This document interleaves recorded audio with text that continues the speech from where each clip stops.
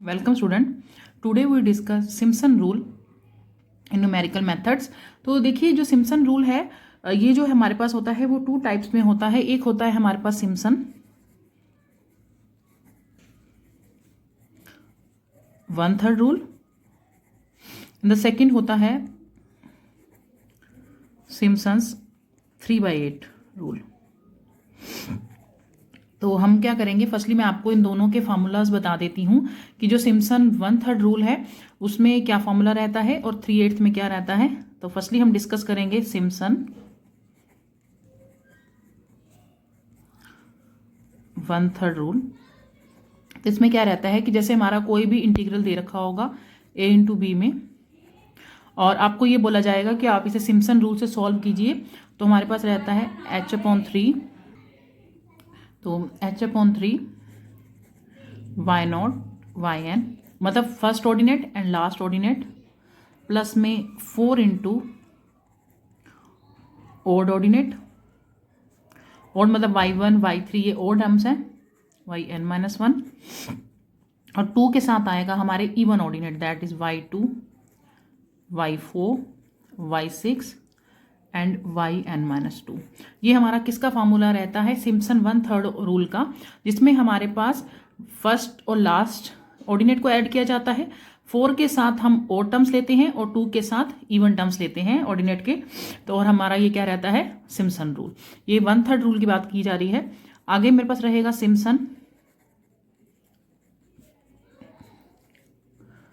3/8 rule. 3/8 rule, इसमें क्या रहता है, that is again a to b integral fx dx। ये रहेगा 3h बाय में 8। जैसे 3/8 है, वहां पे 1/3 था तो 1/3 लिखा, यहाँ पे 3/8 है तो 3/8 लिखा। नाउ अंदर की थोड़ी सी चेंजेस आ जाएगी इसमें, y0 प्लस yn, मतलब first term and last term, plus में आ जाएगा 2 इंटू, देखिए मल्टीपल ऑफ आपने 3 लिखे हैं 2 के साथ, जैसे y3 y6 y9, multiple of 3 यानी कि जो 3 के मल्टीपल होंगे यहां पर आ जाएंगे। उसके अलावा प्लस में बाकी 4 के साथ हमारे पास क्या आ जाएगा, 3 के साथ सॉरी, जो रिमेनिंग टर्म्स होंगी, रिमेनिंग टर्म्स मतलब देखिए अगर मेरे पास y3 y0 आया yn आया, तो यहां पर मेरे पास एक तो y1 बचा, y2 बचा, y4 बचा, y5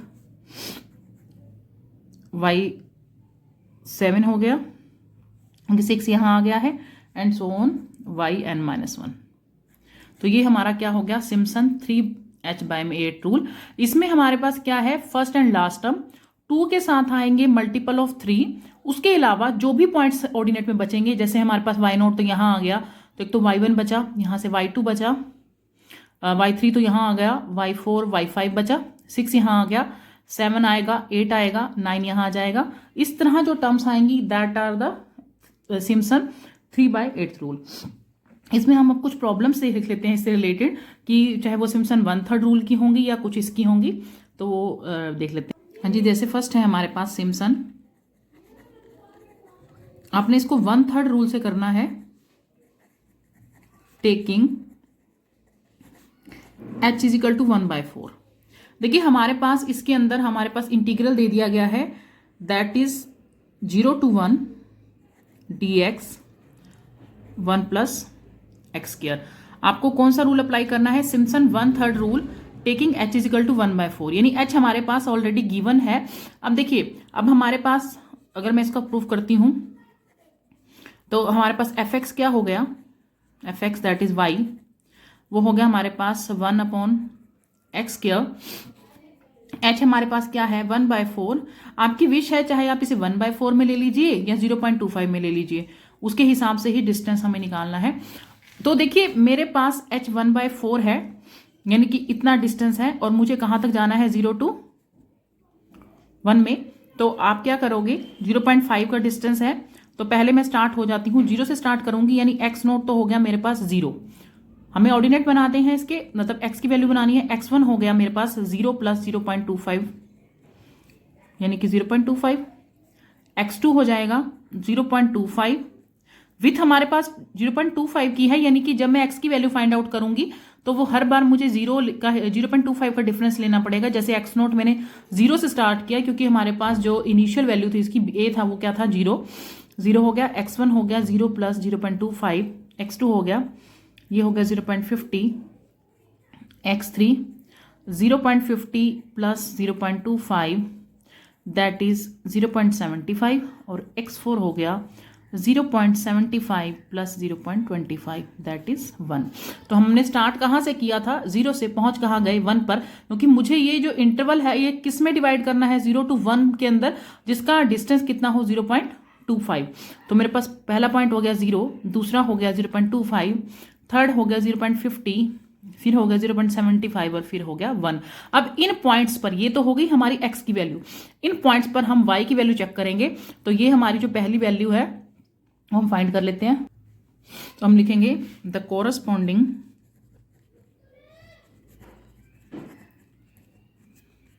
value of x0, x1, x2, x3 and x4 are y0, y1, y2, y3 and y4।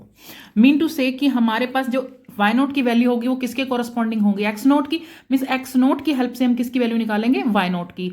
x1 की हेल्प से y1 की, x2 की हेल्प से y2 की, x3 की हेल्प से y3 निकलेगा, और x4 की हेल्प से y4 निकलेगा। तो देखिए हमारे पास y क्या था, हमारे पास fx इज इक्वल टू था 1/1 प्लस एक्स स्क्वायर। तो पहले मैं वैल्यू फाइंड करती हूँ y0 की। तो y0 दैट इज किसके इक्वल आ जाएगा, नोट आ जाएगा यहाँ पे। और हमारे पास fx नोट की वैल्यू कितनी ली थी मैंने, 0 से स्टार्ट हुए थे हम। तो हमारे पास x नोट यहाँ 0 पुट कर दीजिए, 1 प्लस 0 दैट इज 1।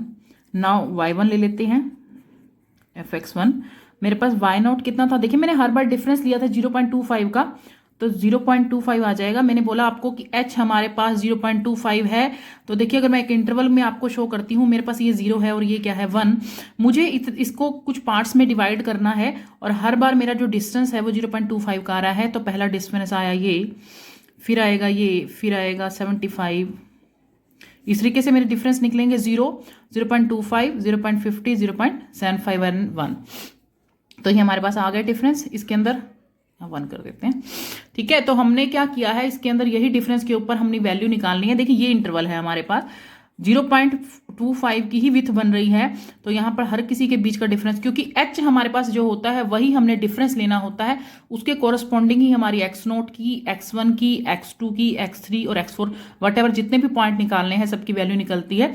ये डिपेंड करता है, देखिए ये इंटरवल था 0 to 1, मे बी अगर मान लो 0 to 2 होता तो हमारे यहाँ 4 की जगह 8 स्टेप बन जाते। वो तो हमें उसी तरह से डिफरेंस लेना। मेरा वहां पर जो मेरा इंटीग्रल है वो 0 to 1 के बीच में था, तो मुझे 1 तक ही स्टेप करने पड़े, आगे के स्टेप की रिक्वायरमेंट नहीं पड़ी मुझे। तो आपके स्टेप वहीं तक ही जाएंगे जहां तक हमें, कई बार ऐसा होता है हमें h फाइंड आउट करना पड़ता है, तो उसका जो फार्मूला एज इट इज वैसा ही रहता है जैसे मैंने ट्रेपेजेंटल में आपको करवाया था, that is b minus a upon में n। बट यहाँ ऑलरेडी h गिवन था तो मुझे h फाइंड नहीं करना पड़ा, तो मैंने जस्ट डायरेक्ट इसका डिफरेंस ले लिया। तो मैं इसकी वैल्यू फाइंड आउट करूंगी 1। x के प्लेस पर मुझे 0.25 पुट किया ना मैंने, जैसे यहाँ पर 0 पुट किया था तो 0 का स्क्वायर कितना आया था 0। तो मैंने इसकी वैल्यू फाइंड की और इसको कैलकुलेट किया, तो ये आया 0.9411। y2 के लिए लेंगे, मैंने बोला ना y2 की वैल्यू किसके कॉरस्पॉन्डिंग निकलेगी, x2 की। तो 0.50, 0.50 दैट इज, इसको मैंने कैलकुलेट किया तो मेरे पास आ गया 0.8। y3 तो f ऑफ 0.75, इसका स्क्वायर करेंगे 1 में प्लस करके, फिर कैलकुलेट करेंगे तो हमारे पास आ जाएगा 0.64। y4 निकालेंगे 1 पर 1/2 that is 0.5।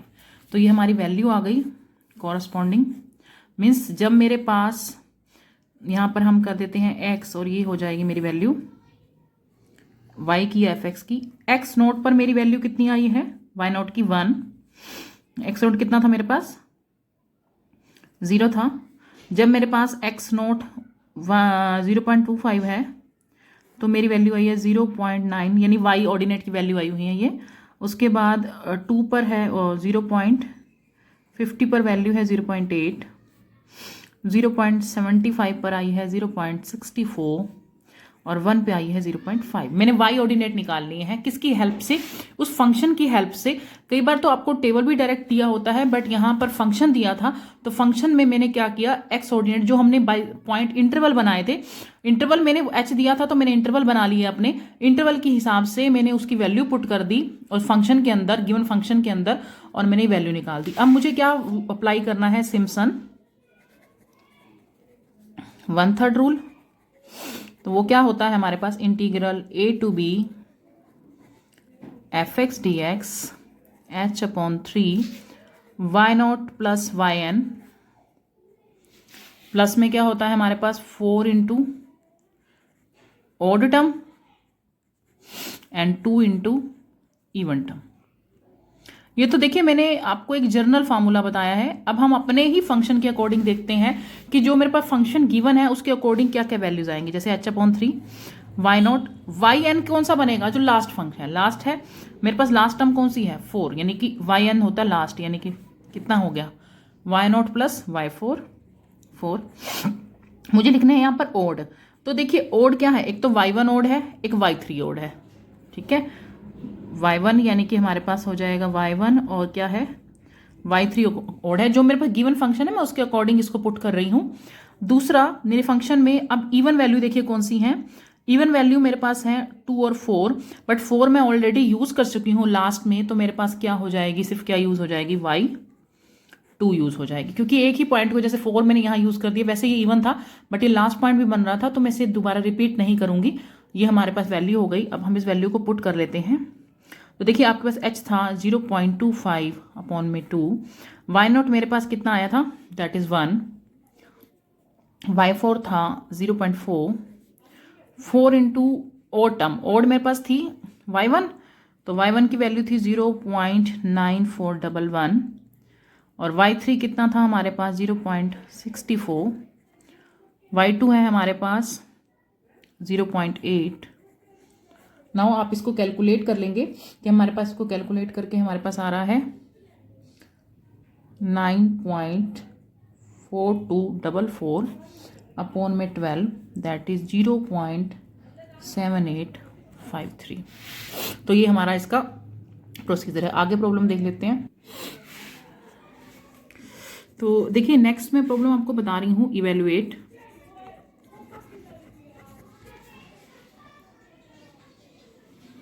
Integral 0 to 1 dx upon 1 plus x taking 7 coordinates by applying Simpson's 3/8 rule। देखिए मैं आपको ना कोई भी क्वेश्चन ऐसा नहीं करवा रही हूं जिसमें डायरेक्ट हमारे पास ए भी दिया हो, बी भी दे रखा हो, एन भी दे रखा हो। इसमें एन नहीं गिवन है, इन्होंने बोला है कि हमें 7 कोऑर्डिनेट्स लेने हैं। ऑब्वियस है 7 कोऑर्डिनेट्स कब आते हैं, देखिए मेरे पास अगर 1 2 3 4 5 6 7 1 2 3 4 6 7 बन गए, बट मेरे पास इंटरवल कितने निकले 1 2 3 4 5 6, ठीक है। यानी कि हमारे पास जो इंटरवल बने वो कितने बने, सेम 6। तो हम n की वैल्यू क्या लेंगे, 6 लेंगे, क्योंकि 6 अगर मैंने आपको लास्ट वीडियोस में भी बताया था ट्रेपेजोइडल में कि हमारे पास जो इंटरवल होते हैं, जितने भी हमारे पास n होता है उससे हमें एक फालतू लेना पड़ता है, तभी हमारे पास 6 इंटरवल, n इजिकल टू 6 है, इट मीन्स हमें 7 ऑर्डिनेट्स यूज होंगे, क्योंकि मेरे को 6 इंटरवल में वो वैल्यू फाइंड आउट करनी है। तो मैंने कितने ऑर्डिनेट लिए 1 2 3 4 5 6 7 कोऑर्डिनेट्स लिए, तो मेरे पास वैल्यू कितनी बनेगी 6 बनेगी। n इजिकल टू क्या हो जाएगा 6 हो जाएगा, क्योंकि हमारे पास h नहीं है यहाँ पर। अब मैं h फाइंड आउट करूंगी, तो मैंने देखिए क्योंकि ये मेरे पास h नहीं था तो पहले मुझे n फाइंड आउट करना पड़ा। तो इन्होंने h के लिए सिर्फ क्या दे रखा था कि हमने 7 कोऑर्डिनेट्स यूज करने हैं, तो 7 कोऑर्डिनेट्स तभी यूज होंगे जब हमारे पास वैल्यू क्या होगी n इजिकल टू 6, क्योंकि जैसे मैंने 7 कोऑर्डिनेट्स को यूज किया तो मेरे पास इंटरवल कितने आए, 6 इंटरवल आए, 1 2 3 4 5 6। आप करके भी देख सकते हो, जितने कोऑर्डिनेट्स लोगे उससे कम एक इंटरवल बनता है। तो या जनरल मैं आपको ये कहना चाहूंगी कि अगर 7 लाइंस लोगे तो उसमें 6 पार्ट्स में ही डिवाइड होगा वो तो हमारे पास h का फॉर्मूला रहता है b माइनस ए अपॉन में n। तो b होती है हमारी अपर लिमिट, a होती है हमारी लोअर लिमिट, और n हमारे पास आ गया 6। ना देखिए मैं आपको बता रही थी कि h हमारा होता है b माइनस ए अपॉन n। तो b हमारा क्या हो जाएगा, that is the upper limit, और ये हो जाएगा हमारे पास लोअर लिमिट, अपॉन में n क्या था मैंने भी फाइंड आउट किया 6। तो दैट्स मीन हमारे पास h क्या हो गया 1/6। तो हमारे पास इंटरवल यानी विथ जो है इसकी 1/6 आ गई। अब हम निकालते हैं x की वैल्यू, यानी कि हमारे पास x की वैल्यू क्या निकलेगी। मैंने स्टार्ट किससे करना है, 0 से। तो मेरे पास x की वैल्यू, x नोट की वैल्यू कितनी हो गई 0। x1 है, हर बार मुझे जो डिस्टेंस लेना है यानी विथ लेनी है 1/6 की लेनी है, तो 0 में मैंने 1/6 ऐड किया, तो मेरे पास आ गया 1/6। उसके बाद x2 1/6 में फिर से 1/6 ऐड करोगे तो ये हो जाएगा 2/6। x3 लेंगे तो 2/6 प्लस 1/6 दैट इज 3/6। x4 हो जाएगा 3/6 प्लस 1/6 दैट इज 4/6। x5 लोगे तो 4/6 प्लस 1/6 दैट इज 5/6, और x6 लोगे तो 5/6 प्लस 1/6 दैट इज 1। देखिए अब मैंने स्टार्ट किया 0 से, और मेरा इंटरवल कहाँ पर खत्म हो गया है, यानी ये जो मैंने गैप के अकॉर्डिंग 1 पर मेरा खत्म हो गया। दैट्स मीन मैंने जो पॉइंट्स लिए हैं, डिस्टेंस लिया है, वो कंप्लीट हो गया हमारा। उसके बाद जो है अब मैं आपको ये बताना चाहूंगी, जैसे इसमें गिवन था कि 7 कोऑर्डिनेट्स हैं, तो अब देखिए क्या 7 कोऑर्डिनेट्स बन रहे हैं हमारे, 1 2 3 4 5 6 7। तो देखिए ये 6 इंटरवल में डिवाइड हो गया, और हमारे पास कोऑर्डिनेट्स कितने बने, 7 बने अकॉर्डिंग टू आवर क्वेश्चन। तो नाउ अब हम क्या करेंगे, अब हम y1 y0 की वैल्यू फाइंड आउट करेंगे इनके कॉरस्पॉन्डिंग, क्योंकि अकॉर्डिंग टू माय क्वेश्चन हम सिम्पसन रूल में हम y0 की वैल्यू पुट करते हैं y1 की। तो let y0 y1 y2 y3 y4 and y5 be the corresponding value of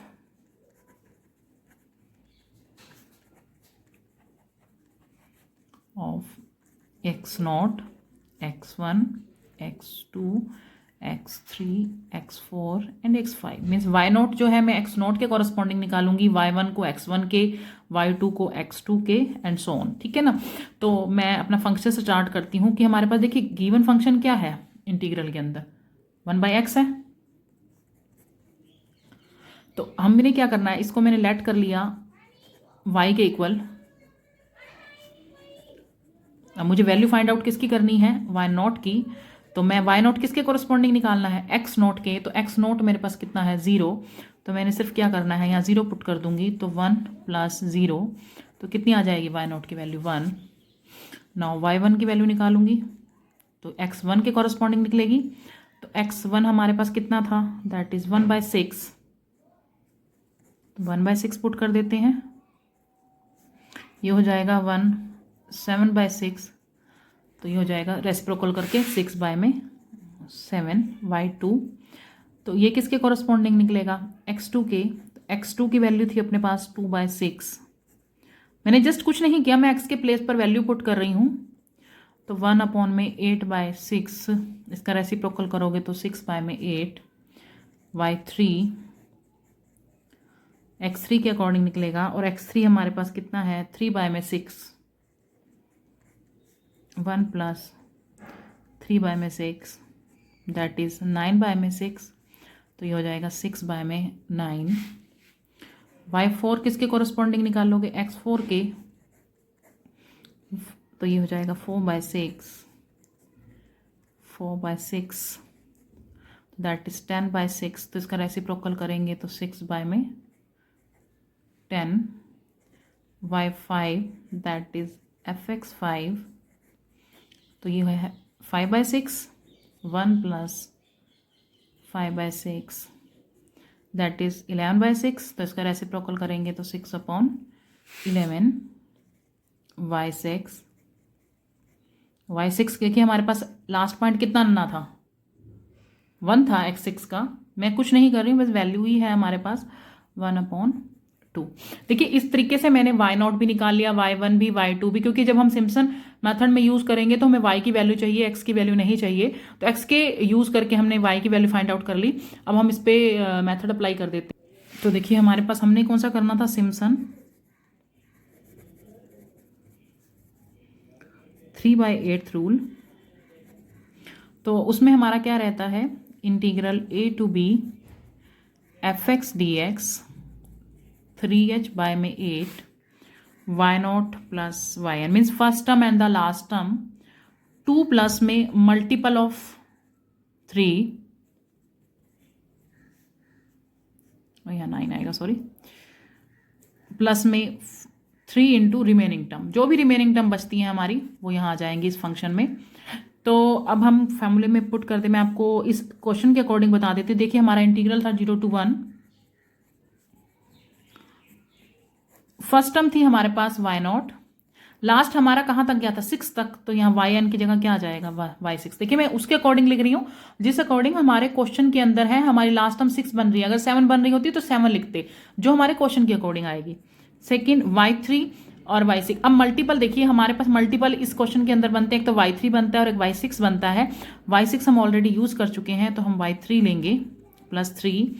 अब रिमेनिंग टर्म बचेगी हमारे पास y1, y2, y4 and y5, जो भी रिमेनिंग टर्म बचेंगी मल्टीपल ऑफ 3 के अलावा वो सारे हम किसके साथ ले लेंगे, 3 के साथ। अब मैं इसके अंदर वैल्यू सब्स्टिट्यूट कर रही हूँ। h की वैल्यू थी हमारे पास 1/6, y0 है 1 प्लस 1/2, y3 था हमारे पास 6/9, 3, y1 है 6/7, 6/8, 6/10 एंड 6/11। नाउ अब आप इसको क्या करोगे, सारों को सॉल्व करके आप इसकी वैल्यू फाइंड आउट कर लोगे। तो हमारे पास इसकी जो वैल्यू आ रही है दैट इज 0.69103 आ रही है। मैंने क्या किया है, जस्ट 3/8 रूल अप्लाई किया है। अब एक और प्रॉब्लम देख लेते हैं। देखिए जैसे नेक्स्ट प्रॉब्लम है हमारे पास, उन्होंने बोला है फाइंड द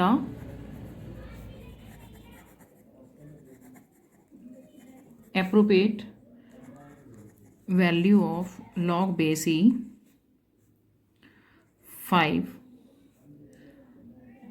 ठीक है, कैलकुलेटिंग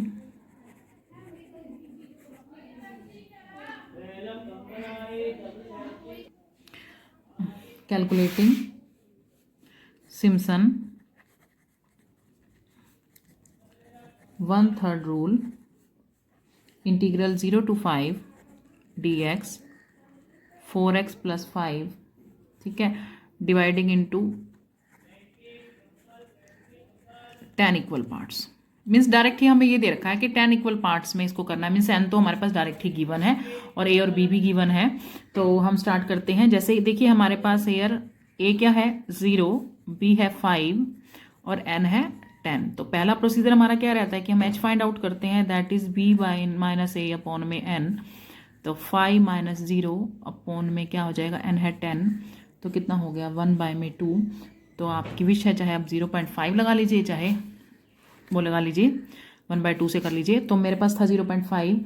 नाउ अब हम क्या करेंगे, x0 की वैल्यू कितनी हो जाएगी, देखिए 0 से स्टार्ट हो रही है 0, x1 0.5 ही ऐड करूँगी, 0.5, x2 1 हो जाएगी, x3 1.5, x4 ये 1.5 और 1.5 यानी कि हमारे पास हो जाएगा 2, फिर हो जाएगा 2.5, x6 3, x7 3.5, x8 4, x9 4.5 और x10 ये हो जाएगा 5।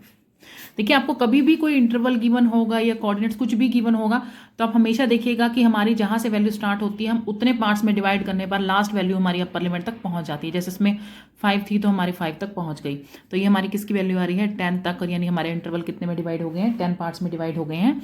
अब जैसे हमारे पास y जो है क्या है हमारे पास fx, ये है 1/4x प्लस 5।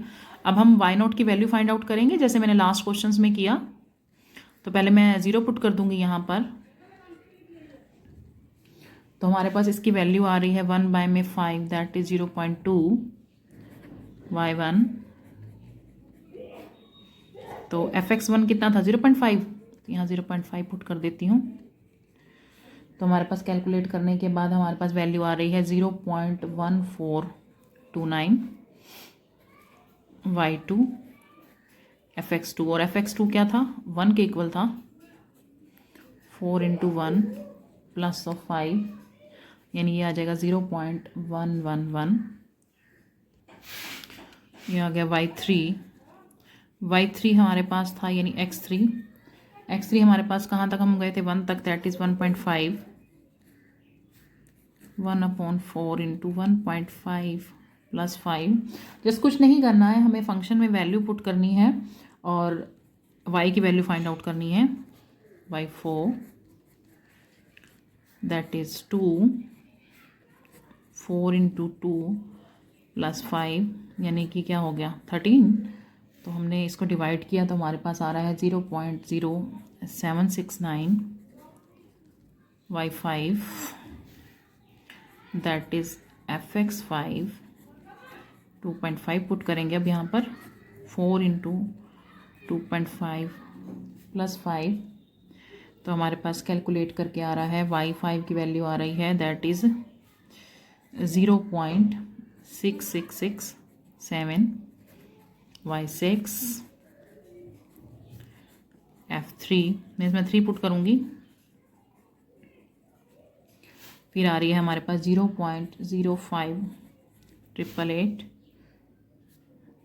y7 यानी fx7 x के 7 के कॉरस्पॉन्डिंग मिली, यहाँ पर आ गया 3.5, तो मुझे क्या पुट करना है 3.5, तो हमारी वैल्यू आ रही है 0.0526।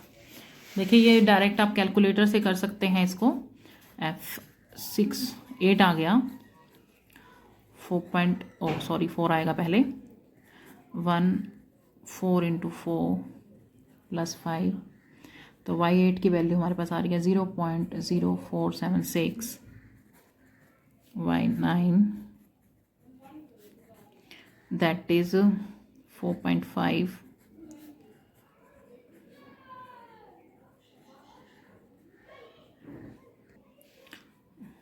0.435, फिर आ रही है y10 पे,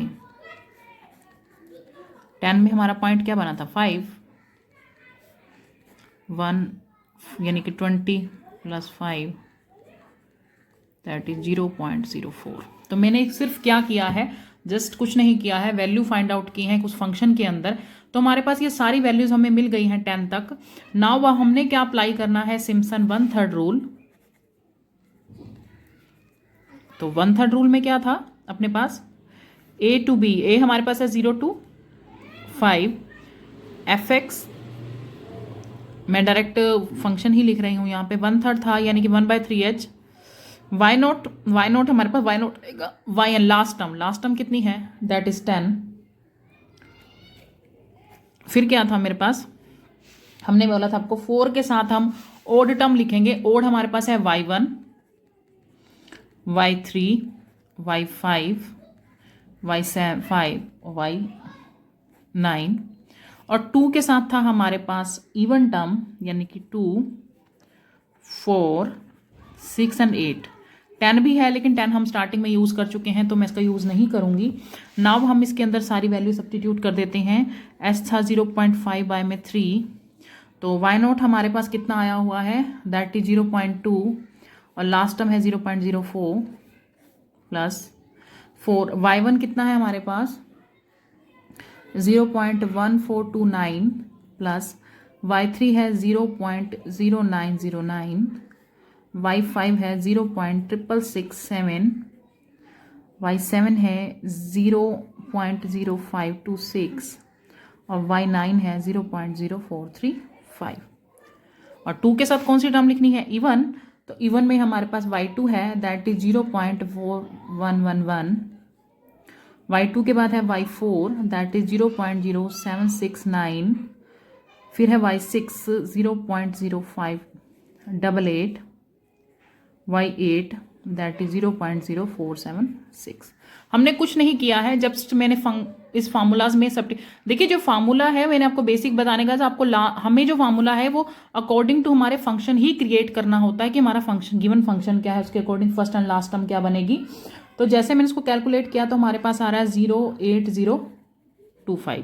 तो ये वैल्यू किसकी बन रही है, हमारी बन रही है dx/4x + 5 की, ये बन रही है हमारे पास वैल्यू। तो देखिए मेरे पास ये वैल्यू इसकी आ गई। अगर मैं इसका इंटीग्रल सॉल्व करूं तो मेरे पास क्या आएगा, ये हमारे पास बनेगा लॉग का फॉर्मूला, log 4x + 5 अपॉन में 4 विद लिमिट 0 to 5। ये किसके इक्वल आ रहा है, 0.825 के। आगे मैं इसको सॉल्व कर देती। देखिए हमारे पास आ रहा था log 4x + 5 अपॉन में हमारे पास आ रहा है 0 to 5 लिमिट है, और साथ में बाहर क्या आ रहा है 1/4। और मेरे को अब लिमिट पुट करनी है इसके अंदर। तो जैसे मैंने 5 किया तो मेरे पास आया log 25, और 0 पुट की तो मेरे पास आया log 5। तो ये इक्वल में कितना आ रहा था, 0.8025। देखिए वैसे हमारा सिम्पसन जो क्वेश्चन है वो रूल हमारा खत्म हो चुका है इसी पॉइंट के ऊपर, जो मैंने अभी आपको लास्ट में करके दिखाया। अभी ये जो है मेरी यहाँ तक वैल्यू आई है, दैट इज द ओवर। यहाँ हमारा सिम्पसन रूल यहीं खत्म हो गया है। बट हमें ना क्वेश्चन में एडिशनली बोला गया था कि आपको log 5 की वैल्यू फाइंड आउट करनी है, तो उसके लिए हम ये प्रोसीजर कर रहे हैं। तो हमने क्या किया, जस्ट हमने इसके राइट साइड को यानी इंटीग्रल को मैंने सोल्व कर लिया। सोल्व करने के बाद मैंने अपर लिमिट पुट की और लोअर लिमिट पुट की। तो आपको पता है हमारे पास क्या हो जाएगा, log, इसको लिख सकते हैं log 5⁻² माइनस log of 5। इसकी वैल्यू किसके इक्वल आ रही है, 0.8025 के। आपको पता है log पावर फार्मूला से ये आगे आ जाएगा, log वाले फार्मूला से, that is 2 log 5 minus log 5। इसकी वैल्यू हो गई 0.8025। और हमारे पास जैसे माइनस करोगे 2 log 5 में से log 5 तो कितना हो जाएगा, log 5 अपॉन में 4। तो ये हो गया 0.8025। तो हमारे पास log 5 की वैल्यू कितनी निकल जाएगी, 4 मल्टीप्लाई में 0.8025, दैट इज 3.2101। हमने कुछ नहीं किया है। देखिए हमने देखो सिम्पसन रूल हमारा वहीं पे खत्म हो गया था। मुझे एडिशनली बोला गया क्वेश्चन के अंदर की स्टार्टिंग में ही कि आपने जो है, मैं आपको दिखा देती हूँ एक बार, मैंने find the approximate value of log 5। आपको log 5 की अप्रोक्सीमेट वैल्यू फाइंड आउट करनी है। तो हमने क्या किया, जो हमारा उसका लेफ्ट साइड का इंटीग्रल था, मतलब जो इंटीग्रल था हमारा, मैंने उस इंटीग्रल को जिसकी हमने वैल्यू फाइंड की थी सिम्पसन रूल से, उस इंटीग्रल को सॉल्व कर दिया। नाउ उसमें हमारे पास लिमिट थी 0 to 5। मैंने बेसिकली इंटीग्रेशन सॉल्व की, इसको डेफिनेट इंटीग्रल में अपर और लोअर लिमिट पुट कर दी। उसके बाद हमारे पास जैसे इसको सॉल्व करोगे लॉगरिथम के बेसिक रूल से, तो हमारे पास log 5 की वैल्यू आ गई, log 5/4। तो मैं 4 को वहां ले गई क्योंकि ये वैल्यू हमारी आ रही है उस इंटीग्रल की अकॉर्डिंग टू सिम्पसन रूल। तो log 5 यहाँ आ गया, तो 4 यहाँ ले गए, तो ये हमारे पास रिक्वायर्ड वैल्यू आ गई किसकी, जस्ट हमने उस फंक्शन में से जस्ट log 5 की वैल्यू निकाल दी है और कुछ नहीं किया।